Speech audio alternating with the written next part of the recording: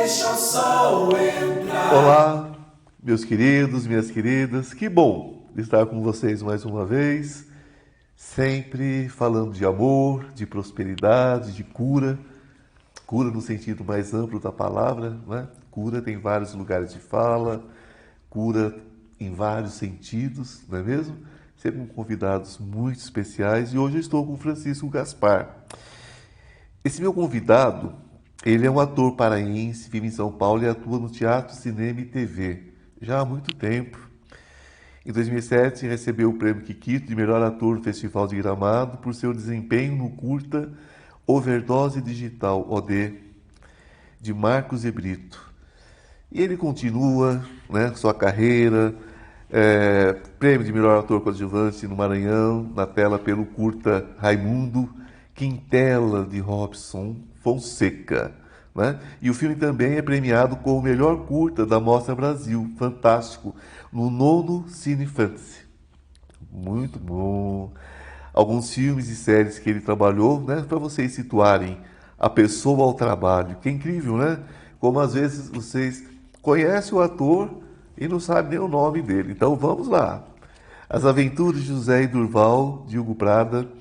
O Pai de Rita, do Gelzinho Araújo. As Almas que Dançam no Escuro, de Marcos e Brito, estão entre, né, as suas histórias no cinema, que são muitas. Eu ficaria aqui a tarde toda, a noite toda, falando com vocês.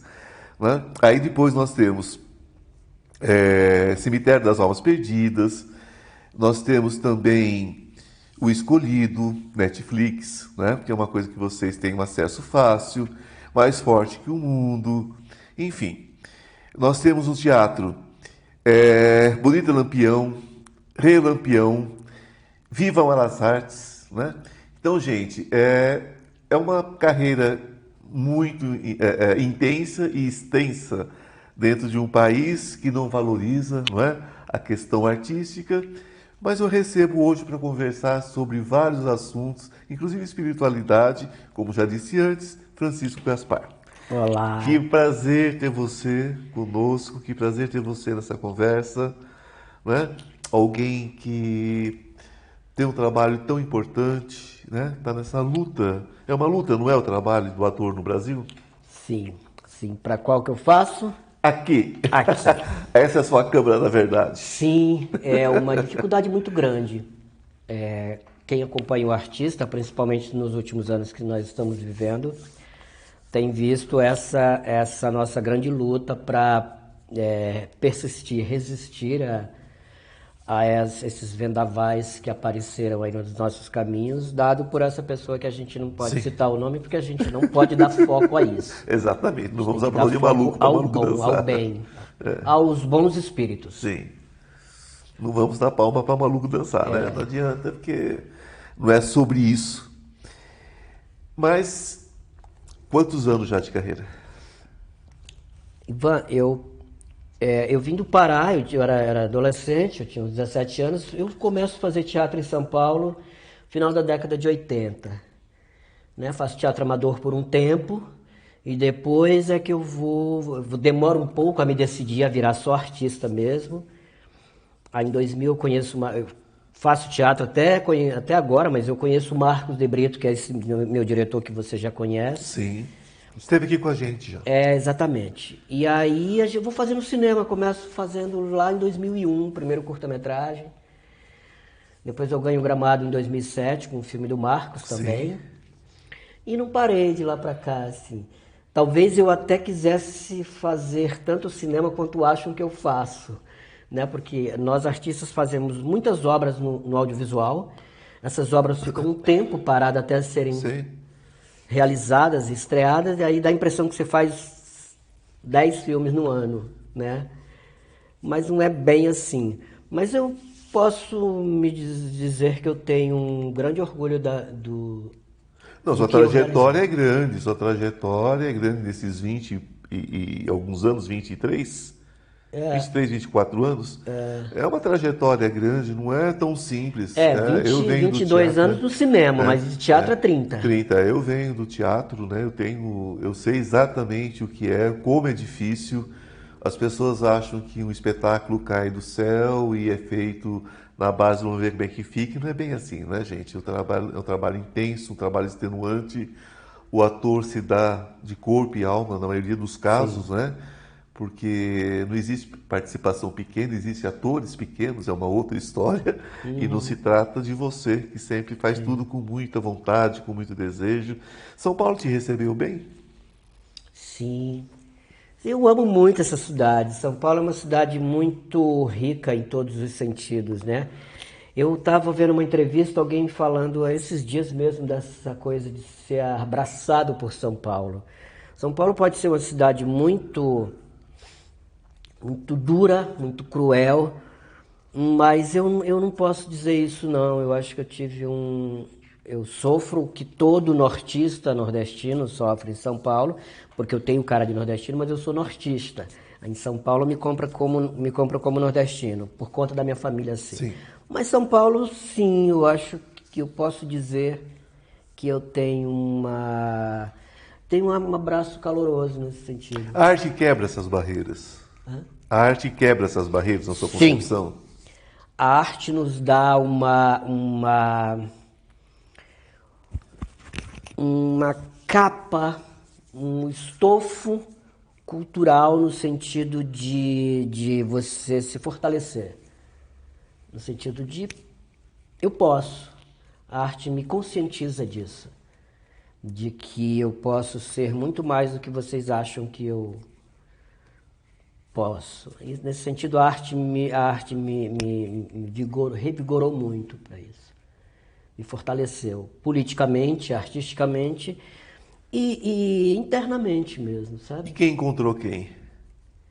Você encontrou a arte ou a arte encontrou? Eu não sei te responder essa pergunta, mas eu posso te dizer com muita franqueza que ela me salvou no sentido político, que eu acho que eu não dissocio jamais a arte, toda e qualquer arte, da política. Para mim, caminham juntos, lado a lado, e eu tenho uma dificuldade muito grande de entender um artista que não seja um artista militante, que eu acredito, porque a arte traz a esquerda em si, no pensamento, no Brecht. Se você pega os grandes homens e mulheres que escreveram, escrevem e continuam escrevendo sobre teatro, é uma arte de esquerda.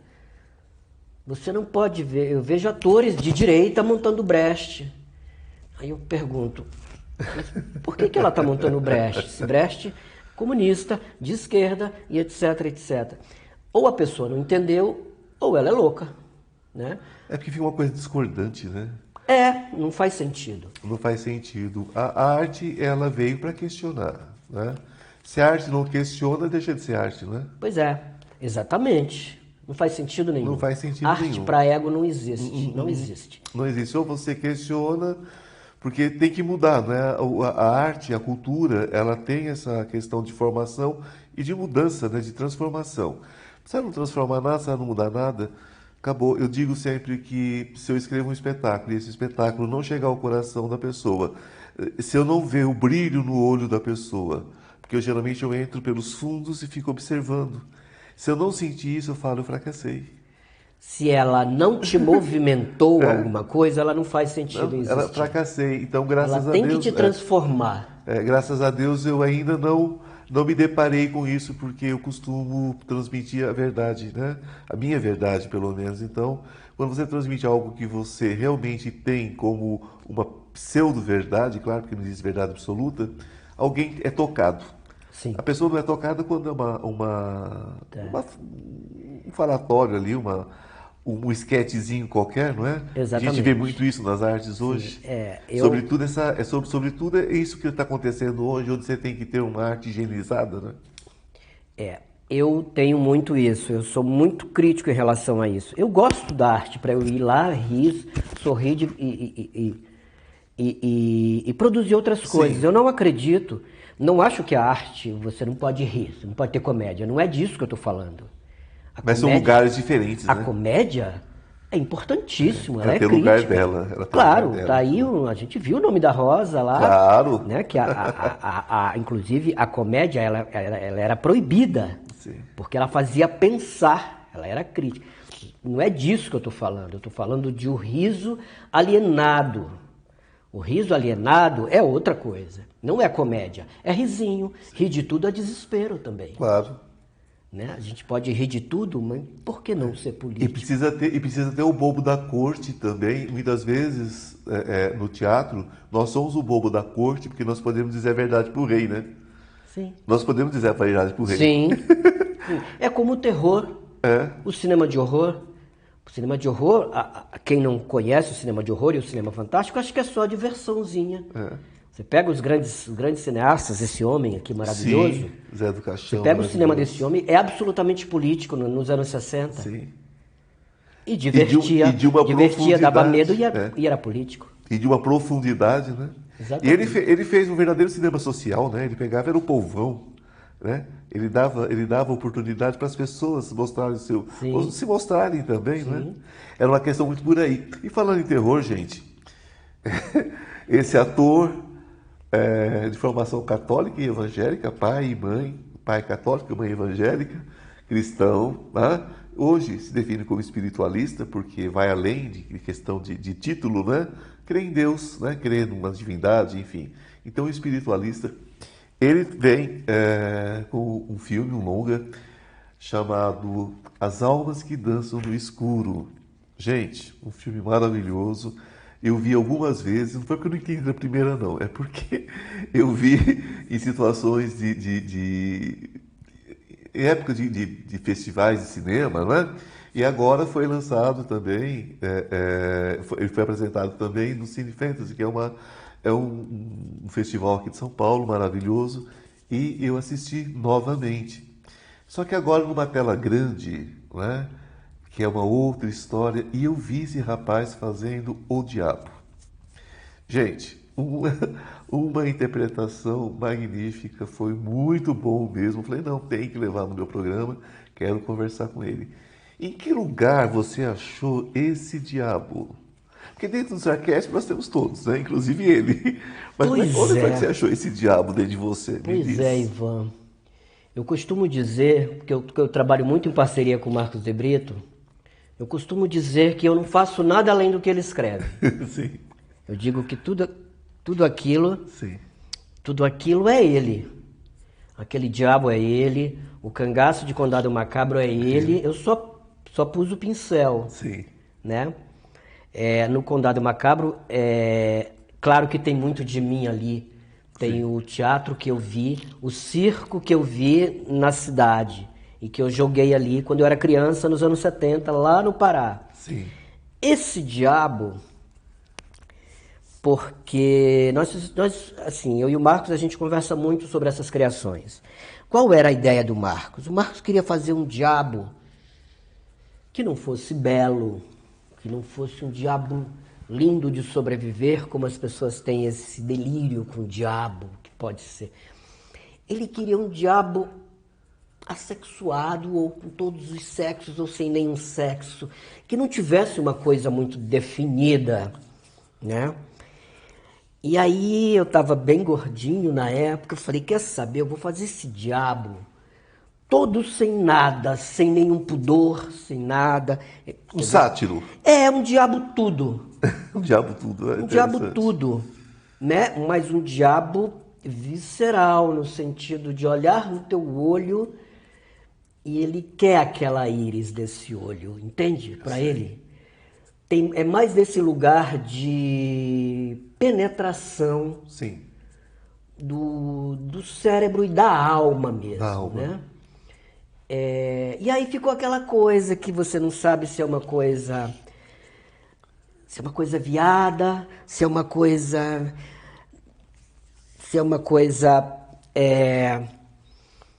máscula, porque ele é másculo quando precisa, mas tem esse lugar diferente. O diabo ele é apresentado, né, fica sempre, né? Vocês me conhecem, vocês me seguem, vocês sabem que eu não acredito no diabo, mas eu acredito no diabo que existe dentro do ser humano. E nós vamos continuar conversando sobre isso daqui a pouquinho, depois daquela mensagem que eu tenho para vocês, ok? Até agorinha. Deixa o sol entrar. Olá! Aproveitando esse pequeno intervalo, eu quero convidar você para conhecer o Instituto Ivan Martins. Cura quântica, cura espiritual, física e emocional. Depressão, ansiedade, pânico, dores crônicas. Venha para o Instituto Ivan Martins. Você já se inscreveu no meu canal? No YouTube, Instituto Ivan Martins. Se não se inscreveu, inscreva-se agora. Eu atendo próximo ao metrô Consolação. Marque sua consulta. Deixa o sol entrar. Olá, estamos de volta, já com o nosso segundo bloco. Passa rapidinho, né, gente? Mas, enfim, estávamos falando sobre o diabo, né? E eu dizendo que eu, particularmente, não acredito, mas eu acredito no diabo que existe dentro de cada pessoa. Então, neste filme, As Almas que Dançam no Escuro, tem uma questão muito forte com o suicídio. É como se o demônio se alimentasse das almas que suicidam, né? Das pessoas que suicidam. E fica uma coisa meio sem esperança, meio sem... Quer dizer que todo suicida iria para o inferno, iria ser abraçado por aquele ser, e aquele ser venha, inclusive, como um conforto, porque é o esquecimento. O inferno seria o esquecimento, o que tem uma ligação forte com a morte verdadeira. A morte verdadeira é quando a alma deixa de existir. Então ela deixa de sentir, ela deixa de existir. Quando ele mergulha no escuro, ele já não existe mais. Como é que você vê essa questão do suicídio dentro dessa história, dentro desse recorte dessa história que fala sobre o suicídio? Como é que você vê ele dentro desse recorte, o diabo e o suicídio? Como é que você vê isso? Essa dobradinha. Então, eu vejo como esse diabo... A questão do suicídio é um assunto que nós não falamos, né? É um assunto muito tabu. Muito tabu. De se falar, de se discutir. Um pouco como a morte, mas eu acredito que o suicídio é mais difícil ainda das pessoas tocarem nesse assunto, né? Eu não tive nenhum caso de suicídio na família, a menos que eu me lembre. Acho que eu já tive amigos que se suicidaram. E o suicídio, para mim, é um grande enigma, né? Porque o suicida leva tudo com ele, né? Todos os questionamentos, e a gente fica sem entender muito sobre isso. Mas esse diabo, eu creio que ele seja um recorte do que se passa. O diabo talvez seja uma chave que movimenta apenas o próprio suicida. Eu acho que são segredos apenas dele, porque se você observar, por exemplo, os dois personagens suicidas do filme, só eles dois sabem da existência desse diabo. Sim. Então, esse diabo ele pode ser muito simbólico, no sentido de qual é o seu inferno. Como é que você lida com esse seu inferno? E esse diabo, ele está colocado no cinema fisicamente, né? Sim. Mas eu vejo ele mais como esse universo intocado do suicida, né? O inconsciente do suicida. Possivelmente, é uma Mergulho outra no possibilidade. inconsciente. Porque, assim, só esses dois personagens, se a gente parar para observar agora, eu estou fazendo essa observação agora, Sim. Só os dois conhecem esse diabo e os outros suicidas que dançam no escuro, né?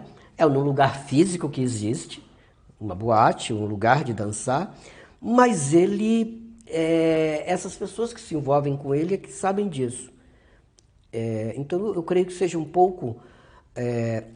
É uma coisa goetheana, do Goethe, do Fausto, do Mefisto, claro, tem Sim. isso, da venda da alma, né? Mas também pode ser esse inconsciente, né? E para mim, artista, como que eu visualizo esse inconsciente desse diabo que não existe, e se ele não existe, ele pode ter a forma que eu quiser fazer. Claro, com certeza. Né?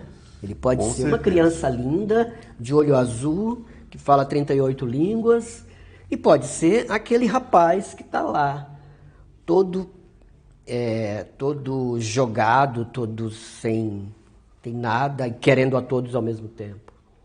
Eu vi um espetáculo aqui na Praça Roosevelt e eles usavam essa personagem, o diabo, né, de várias formas,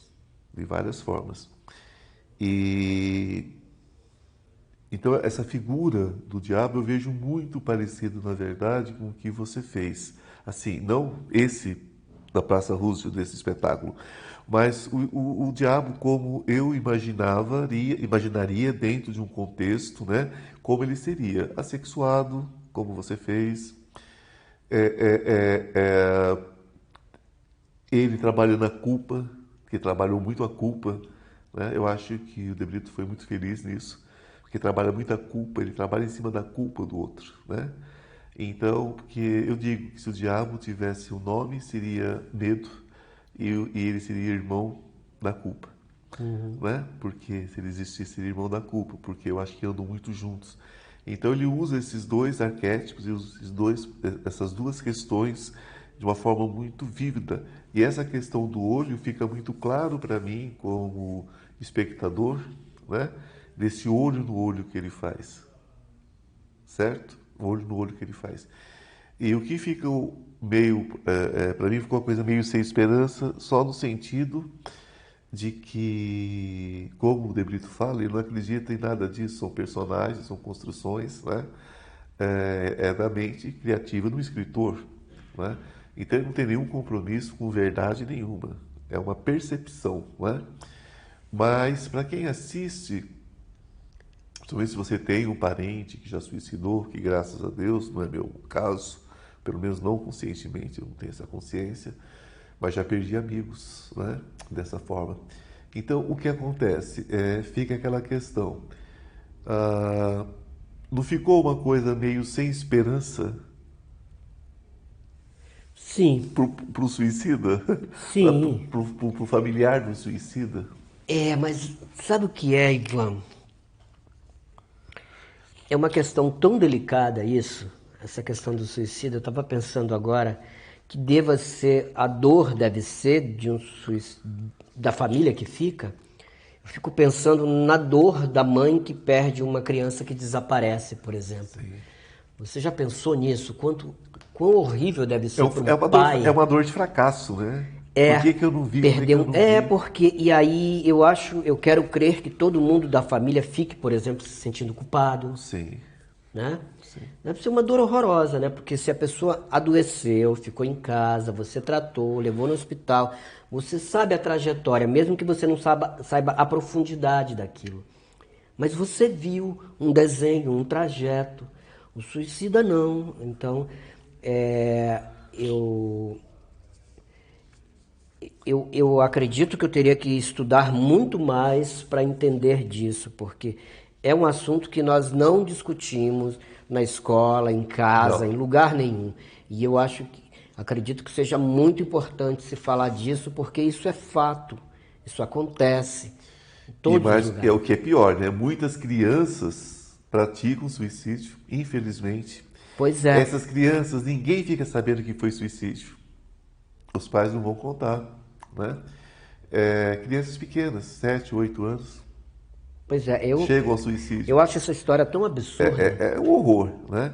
E as famílias não ficam nem sabendo. Então, o que eu disse esses dias na Vibe, né? Na Vibe Mundial, eu tenho um programa de rádio, eu falei, gente, ouça os seus filhos, observe o que está acontecendo, porque existem dois tipos de suicídio. Existe o suicida que de fato é suicida, esse não erra na medida. Esse não se engana, esse faz de primeira, esse não se engana. Existe aquele que quer chamar a atenção, esse geralmente não chega ao suicídio, mas muitas vezes erra a mão, toma remédio e não tem retorno, a saúde dele não permite, ou faz alguma coisa que não dá tempo de acudir. Então, muita gente suicida querendo chamar atenção. Ele não queria morrer, queria chamar atenção. Certo? Faz uma mistura que é impossível reverter, é a hora que, né, que a coisa acontece.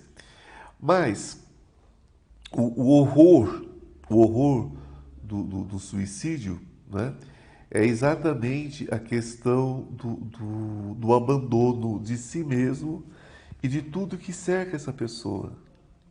Né? Eu tive uma amiga que pediu para os filhos ir buscar um copo d'água, alguma coisa. Ela sentou na janela, quando o filho voltou com a água, já tinha pulado de costa. E os filhos tinham ficado para cuidar da mãe. Então você imagina, esse menino nunca mais, a não ser que tenha muito apoio, né? Infelizmente eu não tenho contato mais, precisa de muito apoio para se recuperar. Então quando eu vejo o diabo ali, eu vejo exatamente o egoísmo. Eu vejo o egoísmo, eu vejo coisas que de repente não condiz com uma pessoa que está num processo de doença tão avançado, né, que ela já não tem nem discernimento do que ela está fazendo mais. Não tem discernimento. Porque a base é o amor, a base é o cuidado. Uma mãe em sã consciência não vai querer que um filho sofra. Como é que ela, olhando para a cara de um filho de 13, 14, 15 anos, pula de costa do 20º andar, 27º andar? Quer dizer, aquilo ali é uma questão de uma atitude deslocada no momento assim que ela tem muita certeza do que ela quer. Porque ela imagina que a dor do filho não vai ser do tamanho da dor dela. Ela acha que a dor dela é muito maior do que qualquer dor. Você acha que dentro daquilo que você acredita, a sua vida, assim, como espiritualista, como pessoa, como familiar, que você tem família, você tem muitas pessoas, o seu sangue, muitos amigos, você acha que aquilo ali é uma visão do diabo interior de uma forma muito clara? Ou você acha que dá para fazer várias releituras disso? Várias leituras disso? Não, não faz sentido ter só uma leitura. Eu acho que seria muito pequeno. Tem que ter várias leituras. Porque cada ser humano é um universo, né? Sim, sim. Quando você falou dessa coisa do egoísmo e tudo, isso está claro naquele diabo, né? Ele só quer aquelas almas. Quantos diabos temos do trajeto da nossa casa até o nosso serviço, por exemplo, sim, querendo as nossas almas, né? Você pode abrir esse leque para isso, né? Quantos diabos temos no Congresso, por exemplo? Quantos diabos temos regendo... Ali é o próprio inferno. Fazendo da gente títeres, né? Tá aqui, eles estão lá, a gente está lá embaixo, eles estão olhando para a gente que não quer ver. E eles têm diversas formas. Né? Ah, sim, podem ser doces, amargos, belos, feios. Exatamente. Aqui eu mostrei apenas uma, e ela é muito aberta no sentido de leituras. Né? Porque são os suicídios e os homicídios que acontecem em conta-gotas, todos os dias. Todos os dias, né? Todo dia. Quando o seu funcionário não tem o suficiente para se alimentar, tem um diabozinho ali que está negando aquela comida que não está, né? Quando você vê os abusos, né, da polícia, abusos em todos os lugares, tem ótimos policiais, tem muita gente boa na polícia, não estou falando da polícia, hein? Eu conheço profissionais maravilhosos, eu trabalhei com muita gente da polícia, não tenho o menor problema com a polícia, acho muito importante o seu trabalho, viu, policial? Acho incrível. Mas quando você vê certos abusos, é o diabo ali, é o diabo que está dentro de cada um de nós, né? Dentro de cada pessoa. É aquele que chuta um animalzinho na rua, também é o diabo para mim, sim, mas é o diabo que vive dentro de cada um. Nós somos luz e somos trevas, não é isso? E a gente escolhe como viver, né? Então é só um alerta do suicídio. Eu acho que esse personagem falou muito sobre isso, né? As pessoas têm, quando você corta um tarô, por exemplo, né? Eu dentro do tarô, inclusive eu ministro curso nessa área toda, e até um curso online, aquela história toda, que é quando você tira a carta do diabo, você fala, o diabo. Não, mas é o diabo que tem dentro dela. Sim, é sobre o diabo dela, não é sobre esse arquétipo que se tem do diabo. Tanto que a gente brinca com a estética do diabo. Ah, sim. O nosso diabo Nosso diabo tem um chifrinho de plástico que vende na 25 de março, que acende. aquela luzinha, é. Né? Isso é um deboche. Sim. Isso a gente tá fazendo um deboche. É pra né? debochar Porque mesmo. nós poderíamos fazer um diabo do Murnau, sabe? Lá de 1926, com aquele... Não, aí o Marcos, o Marcos é debochado quando ele quer fazer isso, que eu acho maravilhoso nele, quando ele me propôs, eu tive uma dificuldade de entender aquele diabinho com aquele... Falei, não, mas é isso mesmo. Né? A gente tem que brincar com isso. A gente está no país que é um país do deboche. É, para debochar, para brincar. É um deboche. Esse diabo não é essa figura. Essa figura não existe. Não existe. Essa figura está de terno, lindo, cortando a sua vida lá em Brasília. Na caneta. Que você jamais imagina. Ele não tem nada daquela estética. E é na caneta, né? É, na caneta. Cheirando perfume francês. Entendeu? Assim. Eu acho um desrespeito, inclusive, com o diabo. O que